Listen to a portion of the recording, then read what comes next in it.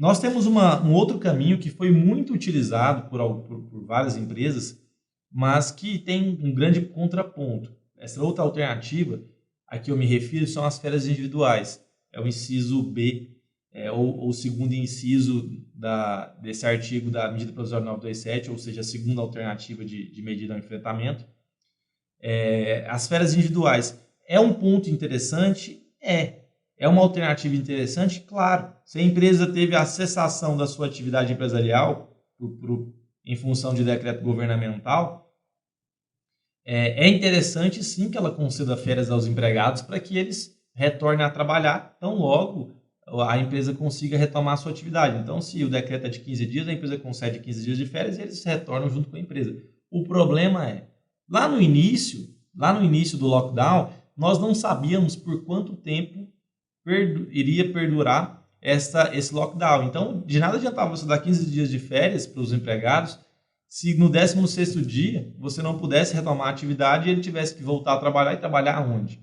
Então, esse é um primeiro contraponto. O segundo contraponto, e o maior, eu diria, é de que quando as empresas tiveram as suas atividades cessadas, automaticamente, grande maioria das empresas tiveram o seu faturamento travado.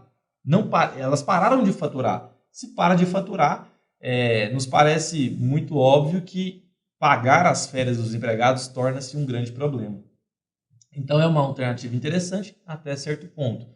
O fato é que a medida provisória autorizou a concessão de férias individuais para empregados que até mesmo não haviam adquirido o período aquisitivo dessas correspondentes férias que seriam concedidas, ou seja, você pode conceder férias para o empregado que tem 2 meses de empresa, conceder 30 dias de férias, ele sequer ultrapassou o período aquisitivo e já receberia as férias, seria uma antecipação do recebimento dessas férias. É um ponto interessante que a medida provisória trouxe. Então, independentemente desse período aquisitivo, você pode negociar, por exemplo, 2 férias para frente, conceder 60 dias de férias, 30 dias, 45 dias de férias, obviamente respeitando períodos aquisitivos distintos, mas a medida provisória trouxe essa alternativa, essa saída, tá? Só que, como dissemos, o grande problema é talvez a questão financeira ou o ônus pecuniário de você conceder férias nestes moldes. A medida provisória também trouxe a ideia de que é preciso dar prioridade no momento de se conceder férias para aqueles empregados que estejam em um grupo de risco. Então, acho que até por uma questão de bom senso, não precisaria ser disposição da medida provisória, mas acabou sendo que aqueles empregados ou colaboradores que se encaixam em grupos de risco, eles devem ter prioridade nesse momento de se conceder férias aos empregados. E aí tem um outro ponto dois pontos bastante interessantes, que é o abono pecuniário. O abono pecuniário, ele respeitando os preceitos legais, né, ou os preceitos da CLT, ele é um direito do empregado. Então, o empregado ele pode exigir receber o abono pecuniário, nos termos da lei. E aqui, com medida provisória, o abono pecuniário ele passa a ser um direito, digamos que com restrições. Por quê? Porque o empregador ele pode ou não aceitar ou acolher esse pedido de abono pecuniário feito pelo empregado, por razões extremamente óbvias, né? Se o empregado solicita o abono pecuniário num contexto atual, pode ser um grande problema para a empresa. Por quê? Porque a empresa não tem porquê ou não tem condições nem financeiras e nem empresariais de comprar ou de assumir esse ônus do abono pecuniário, porque obviamente não está operando, não está funcionando. Então o abono pecuniário passou a ser um direito do empregado, mas restrito à anuência ou à concordância do empregador. Obviamente que isso é uma medida muito interessante para as empresas, porque senão poderia ser uma medida extremamente inócua a concessão das férias. Outro ponto é que é a forma de pagamento das férias. Então, para as empresas, por exemplo, que concederam férias para os seus empregados a partir do dia 20 de março, o pagamento das férias ela se dá até o 5º dia útil do mês subsequente ao mês do início do gozo. Então, se as férias do empregado começou no dia 20 de março, a empresa tem até o 5º dia útil do mês de abril para fazer o pagamento das férias, com exceção do terço constitucional, que a empresa pode, ou seja, a empresa poderá pagar o terço constitucional até o dia 20 de dezembro, até a data final do pagamento da gratificação natalina.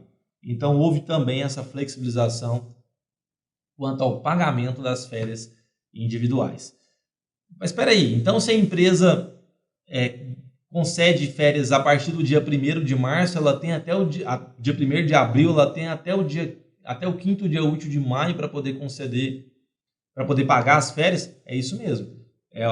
A legislação nos diz que até o 5º dia útil do mês subsequente ao do início do gozo. Se o gozo foi a partir do dia 2 ou do dia 3 de abril, até o 5º dia útil do mês de maio, para poder pagar as férias, com a prerrogativa de pagar o terço constitucional até a data máxima de pagamento da gratificação natalina. Então fica este ponto. Essa questão do pagamento auxiliou no fluxo de caixa de muitas empresas, auxiliou nesse fôlego que muitas empresas precisavam.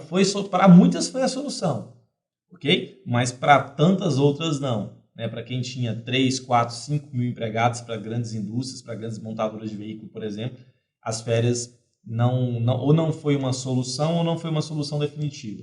Então, até por isso, o governo editou novas regulamentações ou novas flexibilizações para dar um suporte maior para essas empresas.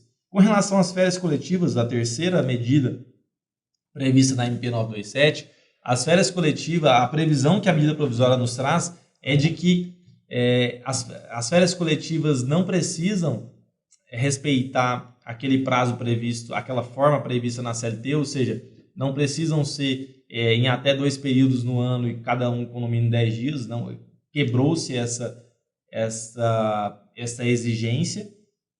Isso apenas exige que os empregadores notifiquem ou cientifiquem os empregados com 48 horas de antecedência a partir do início do gozo, mais uma vez dando prioridade, não se esquecendo de que os empregados que estão em grupo de risco têm prioridade na concessão de férias coletivas, caso a empresa opte por algum ou selecione alguns dos departamentos da empresa para poder conceder essas férias.